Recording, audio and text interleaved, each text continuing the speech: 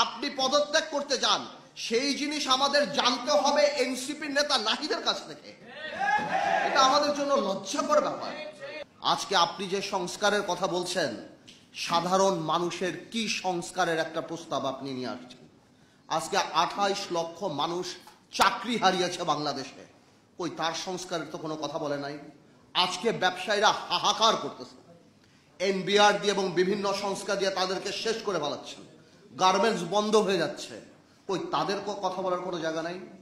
আজকে নূর এখানে বসা, নূর জানে ইউনূস সাহেব যখন ক্ষমতায় আসছিল, আমরা প্রথমে যে বলেছিলাম আপনি রাজনৈতিক বা জাতীয় সরকার করার দরকার নাই, তবে অন্তত পক্ষে আপনি 4-5 জন উপদেষ্টা নেন যাদেরকে মানুষ চিনে, যারা মানুষের সাথে আপনার মাঝখানে যে দূরত্বটা সেটা খোঁচাতে পারে। কিন্তু আপনি আমাদের সেই কথা শোনেন নাই। আজকে আপনার যে উপদেষ্টারা আছে তাদের অর্ধেক উপদেষ্টার নাম বাংলাদেশের মানুষ বলতে পারে না। তারা জানে না যে তাদের ভাগ্য কার দ্বারা নির্ধারিত হচ্ছে, কার দ্বারা ঠিক হচ্ছে। আপনার আরেকটা সোর্স অফ পাওয়ার ছিল কারা?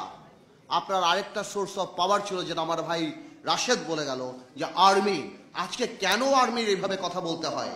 আর্মির সাথে দূরত্ব কে সৃষ্টি করেছে? রাজনৈতিক দলের সাথে দূরত্ব কে সৃষ্টি করেছে? আজকে অনেকে আমাকে জিজ্ঞেস করে, পার্থ ভাই আপনারা ডিসেম্বরে নির্বাচন চান না? ডিসেম্বরের কথা তো আমরা বলি নাই, আপনি বলেছেন ইউনূস সাহেব জাতির সামনে ডিসেম্বরের কথা। আমরা বলেছি আপনারা সেই ওয়াদা আপনি রাখেন, আমাদের মুখ থেকে ডিসেম্বরের কথা আসে নাই। আজকে করিডোরের কথা শুনে কনফিউশন কে ক্রিয়েট করেছে? আমরা তো কনফিউশন ক্রিয়েট করি নাই। এই করিডোরের ইস্যু ইউনূস সাহেব আপনি নিয়ে আসছেন। আজকে কষ্ট লাগে, আজকে কষ্ট লাগে। আপনার প্রেস সচিব বলে নির্বাচন কবে? জানুয়ারিতে হতে পারে, ফেব্রুয়ারিতে হতে পারে, মার্চে হতে পারে, এপ্রিলে হতে পারে। এটা কোনো ধরনের কথা? আপনি জাতিকে কি একটা লটারির মধ্যে ফেলে দিবেন? যে আজকে আপনি বলছেন আপনি সংস্কার করবেন। কিসের সংস্কার?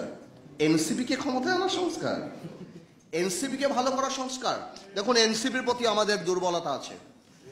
এই যে বৈষম্য বিরোধী ছাত্র আন্দোলন, এদের প্রতি আমাদের দুর্বলতা আছে। আমি ব্যক্তিগতভাবে চাই, যদি এত বড় একটা সংসদ সামনে আসবে, তারা যদি ঠিক করে পলিটিক্স করে সামনে আসতে পারে, I'll be more than happy. And I am sure আমার এখানে যারা বয়স আছে তারা হবে।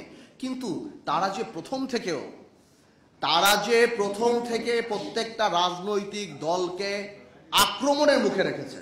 এই যে একটা কথা তারা বলে যে বিএনপি আওয়ামী লীগ মুদ্রার এপিট আর ওপিট, আমরা আর আওয়ামী লীগরা বা অন্যান্য দলরা আমরা নাকি মুদ্রার এপিট আর ওপিট। ওনারা কোন কারণে এই কথা বলে?